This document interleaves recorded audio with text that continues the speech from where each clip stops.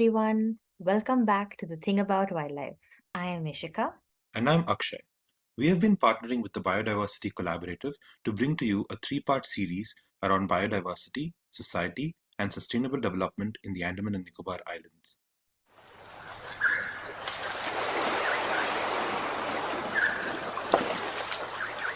Human well-being is inextricably linked with nature. The Biodiversity Collaborative is a nationwide effort to remind every Indian of this fact and bring biodiversity back into the center of our lives. The Biodiversity Collaborative is supported by the Office of the Principal Scientific Advisor to the Government of India, and the collaborative receives additional support from Rohini Nilakani Philanthropies. This is the third and final episode in our three-part series on the Andaman and Nicobar Islands, self-reliance and sustainability. The entire planet may be heading towards a climate crisis, but we are already beginning to see that not everyone is equally affected.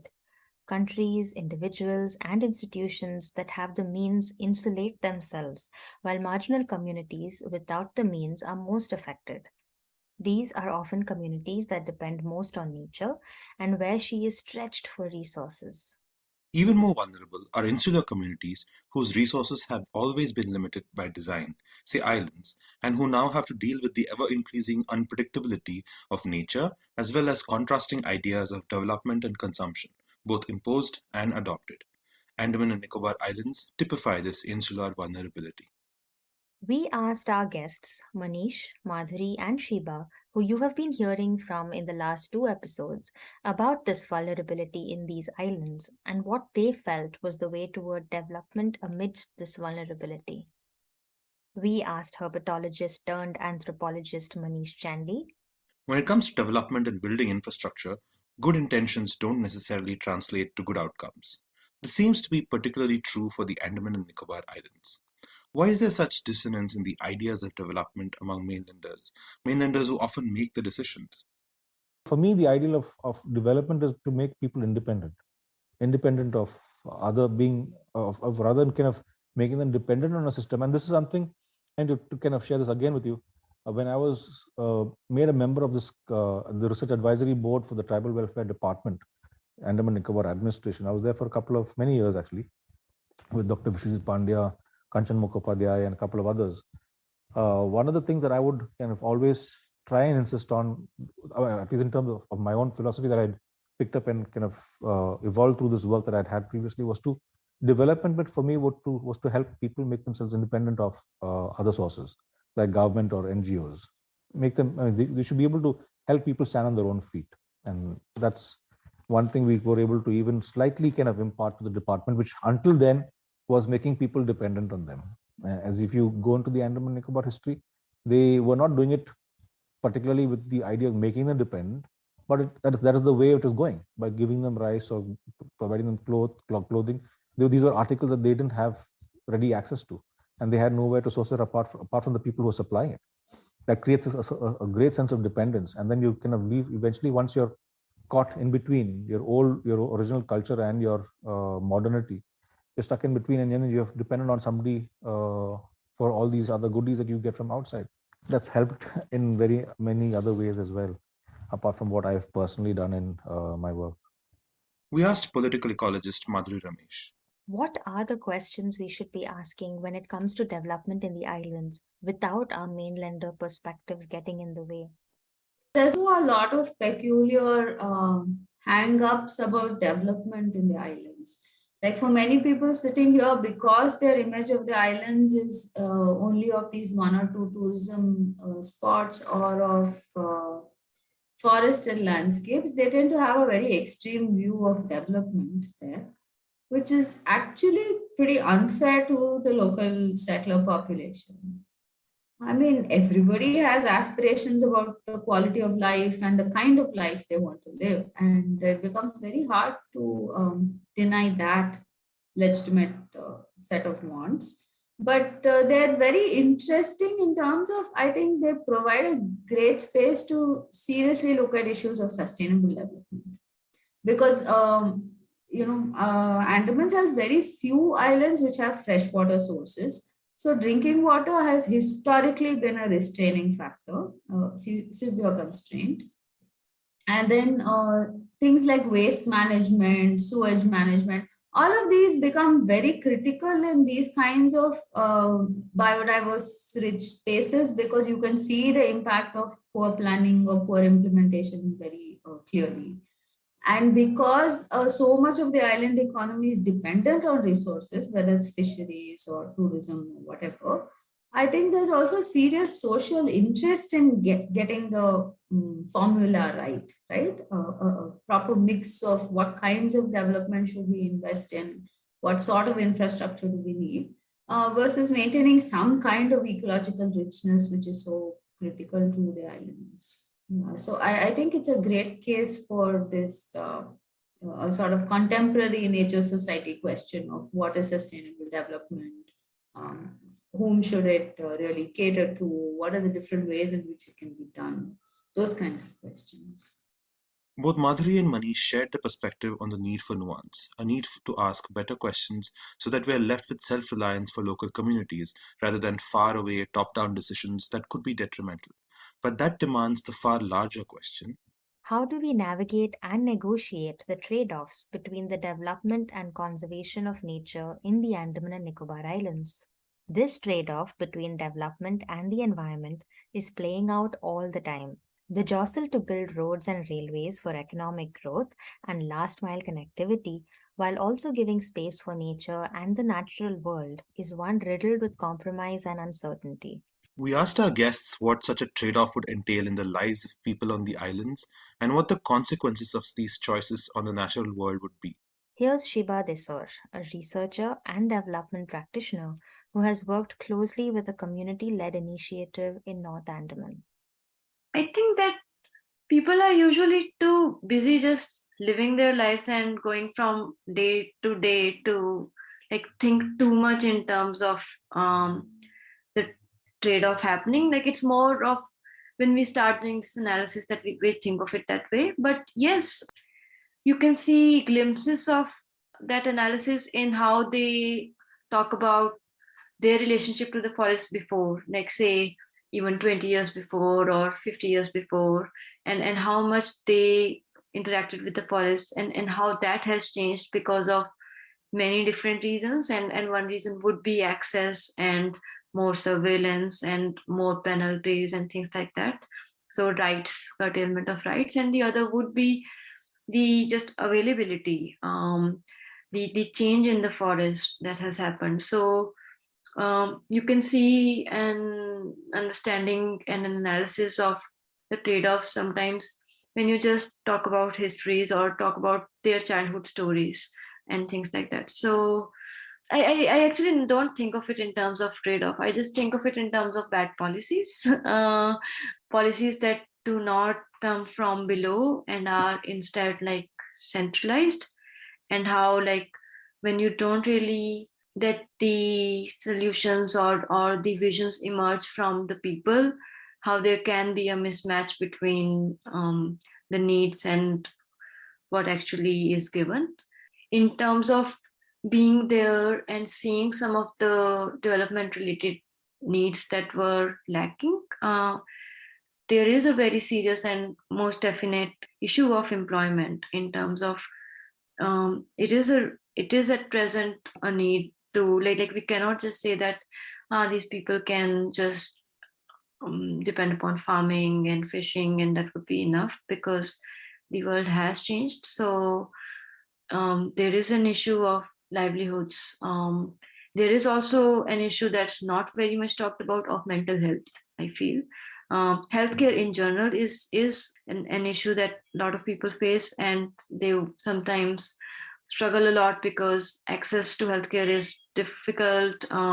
Going to the place where there is healthcare, especially from North Andaman to South Andaman, is difficult. So healthcare is a problem, livelihoods is a problem, and just surviving and existing takes up a lot of energy. So sometimes this environmental conservation feels like a disconnected aspect and not really connected to your daily life, whereas it is in some ways. So it just becomes a plant a tree or a clean litter campaign for a day that you do, but its integration in the daily life is there for the people who are living there, and they would be doing it in their own ways, but we may not be able to see it so clearly. Here's Manish illustrating his understanding through some of his experiences over the years. So over the many years that I've kind of spent over there, I've realized this over time, starting from that year in 96, 95, of realizing and figuring out that yes, the people who live there are in need of a whole range of developmental or infrastructural kind of needs, which they don't have very much access to. And we're talking about in the 21st century, and we're talking, let me take you to this year.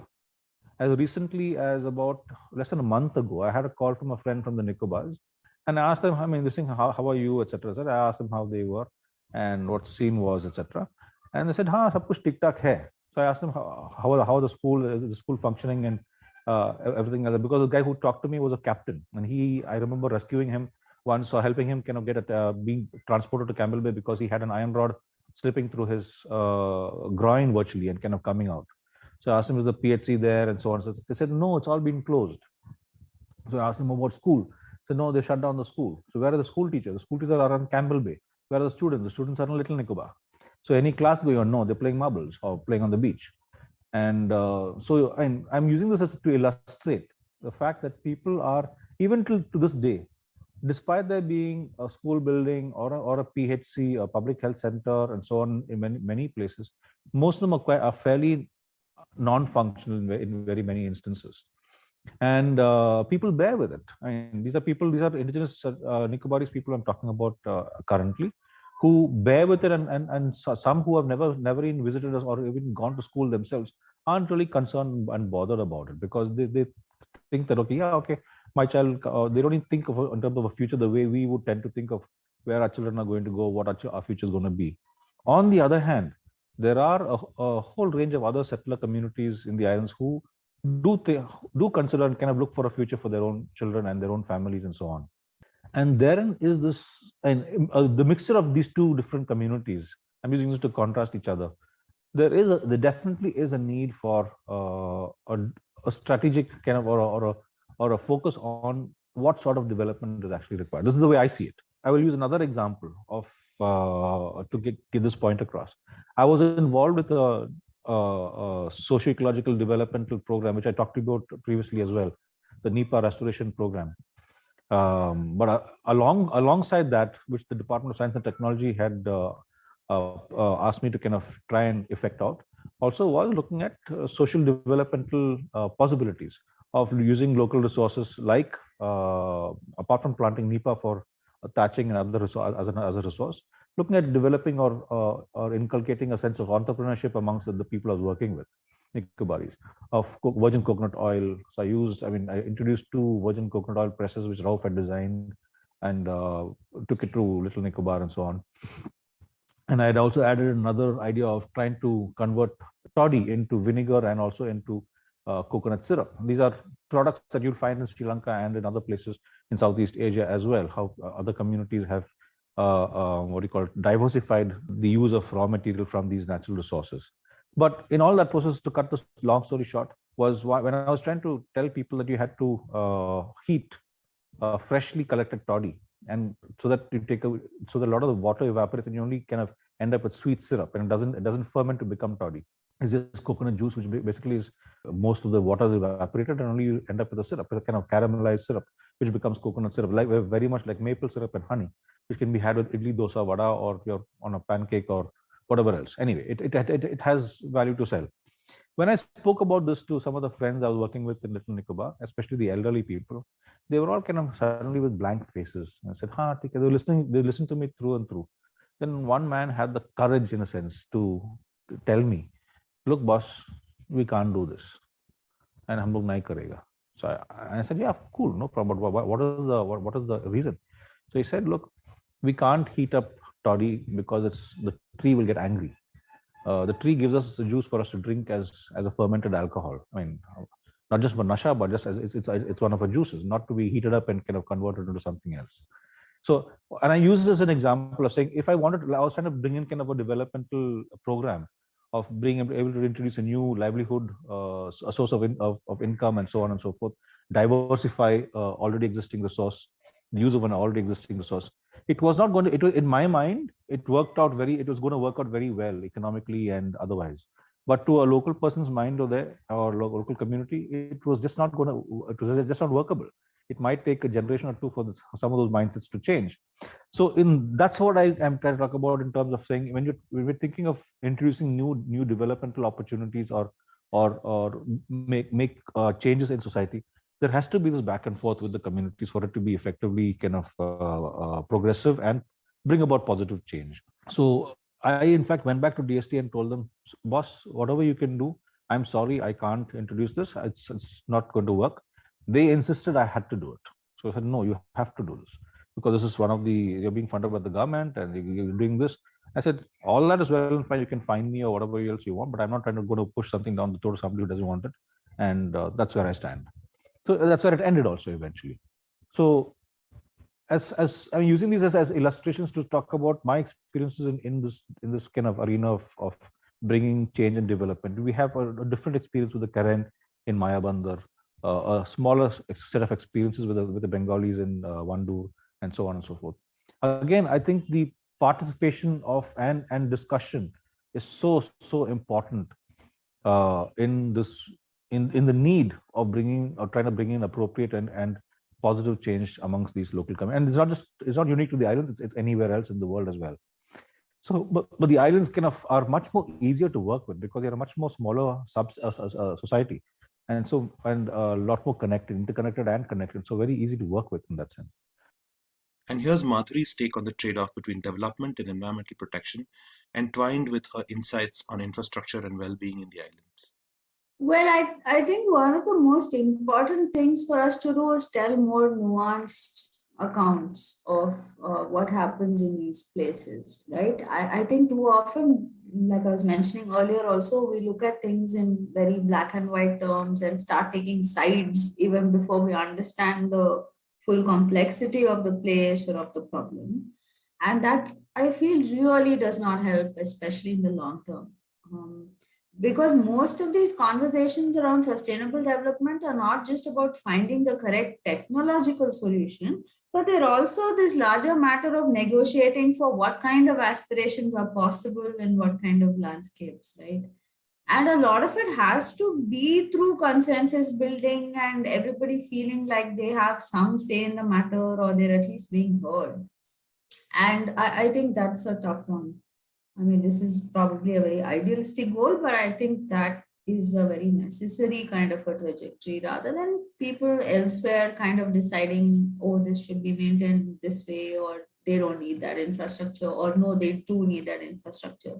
A lot of it is just so imposed from elsewhere and by all of us who don't really know sometimes the local scenarios too well.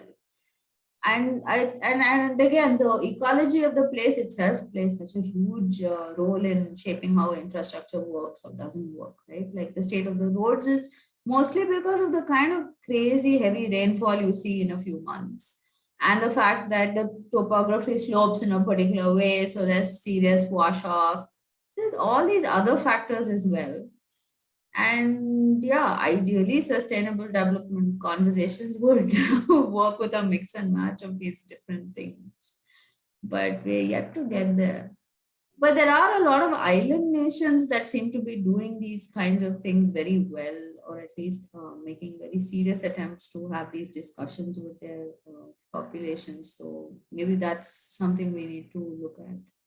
Because, for instance, food waste management, all of these things are very big in some of the island nations which depend on tourism. And I think that, is something that's just begging to be discussed in the Andamans, also use of plastics and things like that. So there's a scope, I think, for a lot of this kind of participatory these things. And see, people's aspirations will obviously be influenced by whatever looks like a good life. So that's a very serious conversation to have. it's a bit much if all of us from the mainland want to just fly in, fly out, and then tell other people they, oh, you can't, aspire to ABCD kinds of infrastructure because then it will spoil the ecological aesthetics of this place. That's really a bit much. Yeah. So, yeah, I think these are a lot of delicate conversations, but they need to be had, and we really need a more multidimensional examination of what development means and what a sense of well-being means. These are not necessarily the same conversation, right? A sense of well-being is often much more than material development. Material development is necessary but not sufficient. Manish's stories also brought out the importance of well informed interventions that are firmly rooted in the culture and needs of people from the islands, rather than the distant ideals of those from the outside. So as far as development for the islands goes, yes, I do agree that there are the need for these sort of facilities. Infrastructural developments are very much the need of the hour. Rather than trying to bring in something which is going to bring in people from the outside as skilled workers or skilled labor or skilled manpower to be able to man and operate those developmental projects. And the fringe benefits are only going to be kind of consumed or be available to the local community, which is this is where I think a lot of these new development plans actually are going. That's the direction they are going in, like a transshipment terminal, a generator, or an aerodrome, or even the travel or tourism industry, bring in spas and resorts and so on and so forth. It'll take a fair amount of time for all the benefits of all of that to kind of trickle down to a local community and a local population. And if we rather push in our energies and inputs into helping raise the skill levels and abilities or enhance the abilities of the local communities who live on the islands to be able to take up those jobs in future or those kinds of jobs in the future, I think that probably is a better way of kind of approaching the developmental needs of the islands, rather than kind of bring in more and more people to. It's a never-ending kind of domino effect of saying, because I need this, I need to have X, Y, Z, rather than kind of using what you already have or developing or kind of facilitating what you already have in the islands. That brings me to another kind of illustration or an example that I would like to use. I was in the middle of a discussion with some captains and community heads, again in Little Nicobar and Great Nicobar when I was there. And I had a call from a senior officer in the administration at that point of time saying, where are you? We would like you to kind of meet with and speak with some of the captains about bringing in tourism into the Nicobar Islands. So I said, I actually currently am in the middle of a sit down and we're having a chat about my project and so on. And what is it that you want me to talk to them about? We talked about bringing in a ship with tourists being on the ship, on board the ship, and being able to visit and view a canoe race or XYZ happening on shore and come back to the ship for the night. They don't have to stay on the island and so on. So there won't be any much of a lot of interaction and so on and so forth. So I said, okay, I'll speak to them about this and I'll get back to you. So I spoke to the group of captains and other friends over there, and they were not particularly impressed with the entire idea of being kind of men or women in a circus, kind of playing dances and just making a race for the sake of making a race for tourists to view and so on and so forth. They said, no, it's not our kind of scene. Then one of my very close friends said, Manish, I want to see tourism. I want tourism in the islands. I asked him, yeah, what's happening? What is your take on that? Why are you saying this? I want to see who these tourists. I've never seen what a tourist looks like. And I don't know what a tourist is, and I want to see what a tourist looks like. Rather than kind of creating facilities of ships and bathrooms and housing and a spa and a resort for a comfortable stay of a tourist to come and watch us or see our forests and our beaches. Why can't they come and do that for us in the first, invest that money to make us a lot more comfortable and for our own development? And that makes absolute sense to me. If you have 75,000 crores, we used to develop the local community for its own self. And it goes back to the saying of Atmanirbhar, of saying self-development or local area development. Use that funds to kind of help or rather develop a local area, rather than bringing in innumerable other resources and need for other resources and requirements to ensure that this whatever is being proposed and planned kind of functions. It's very incongruous. It's nonsensical to me in very many ways. I don't see rational and reason, apart from it's very visible on other ends. I don't want to speak about it. But anyway, that's where it goes. Now you're talking about even the biological diversity of the islands and seeing this as a trade-off. Are we going to be able to, or do we have to, I mean, is there a trade-off between development and conserving biological diversity? Yes, to a certain extent, yes, there definitely will be a trade-off in terms of using up of land or spaces on the limited space of land on an island to do or bring about XYZ forms of development. But in the scenario that the way I'm seeing it is, rather than bringing in all these extra, external kind of forms of revenue generation and development through maybe a transshipment terminal or an airport or resorts and spas, using existing land, existing spaces to bring in or ensure or bring in development to those areas for those existing people who are there. That makes it's not going to hurt or take up a lot of space and destroy biological diversity the way another form of development can. Rather than kind of pushing in 75,000 crores to cut down even say half an acre or even 10 acres of forest to have a generator or an airstrip and so on, using the 75,000 crores to develop 8,000 people who are already on Great Nicobar, rather than considering it for 6 lakh people, where it's not going to work. It's going to be a mess in the long run, and you have only about 8 to 10,000 people living on Great Nicobar Island. We're talking about making that space a space that is going to bring in revenue for Government of India. No, if we can pump in 75,000 crores, I don't think it is a means or to bring in more revenue by bringing in a transshipment. If you have 75,000 crores to throw into the sea, use that. And at the same time, ensure that the local community is able to protect the island, takes onus and responsibility for their own facilities on the island, and so on and so forth. It's not an easy equation to kind of to draw, but the way the development is being planned is where I mean many of us have a problem with. And I'm not saying no to development. I am a person who I would definitely say yes.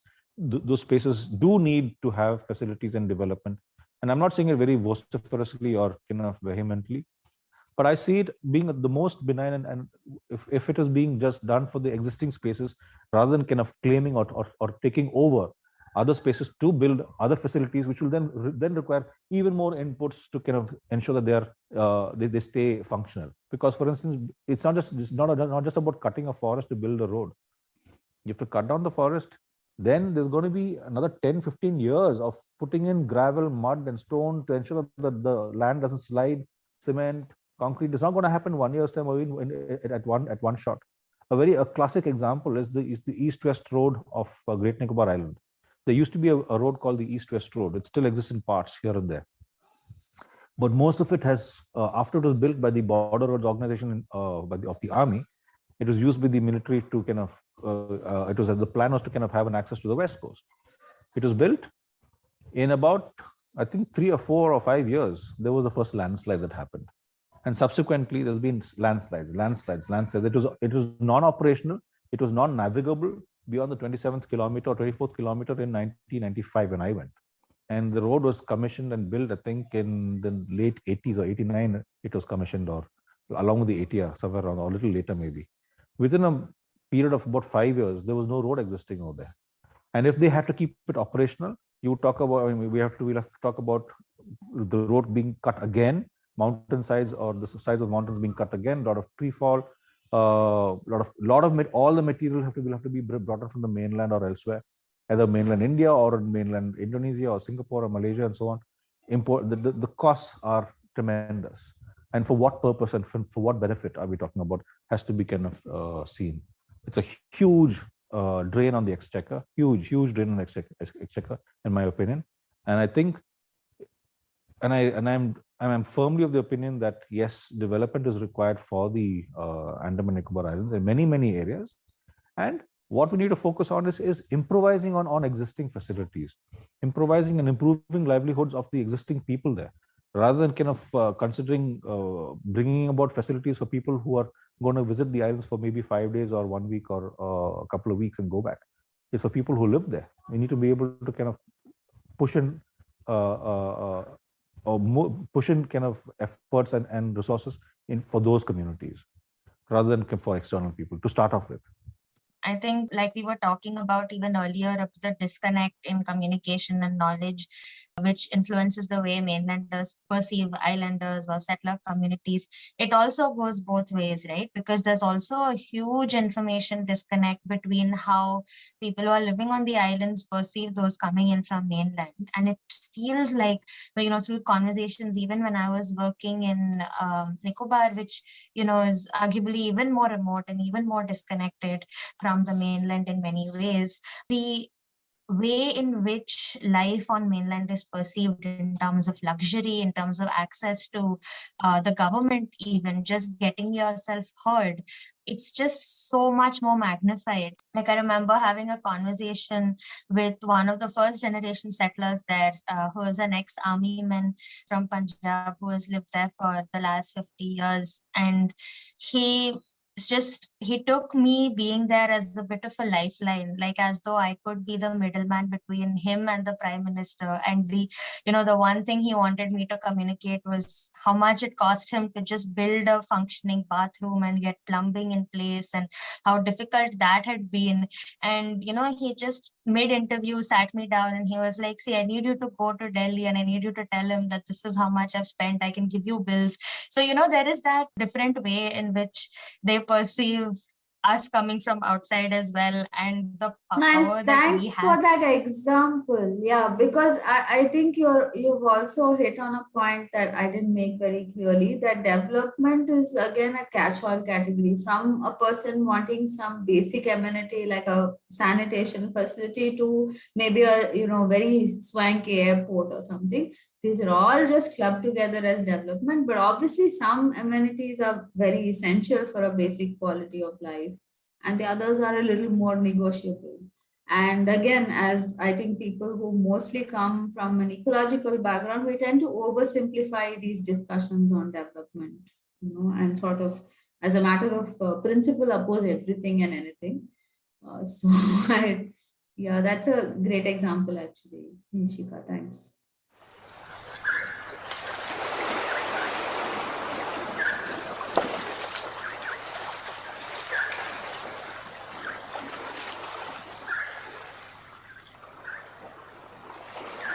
There is no straightforward solution to both develop and conserve the Andaman and Nicobar Islands, and sometimes what the people of the islands need may not align with what the development or so called modernity that is headed their way. If there's anything we've learned from this episode, it is to quell our misgivings and make decisions that are wholly aligned with what the people of the islands require and aspire for.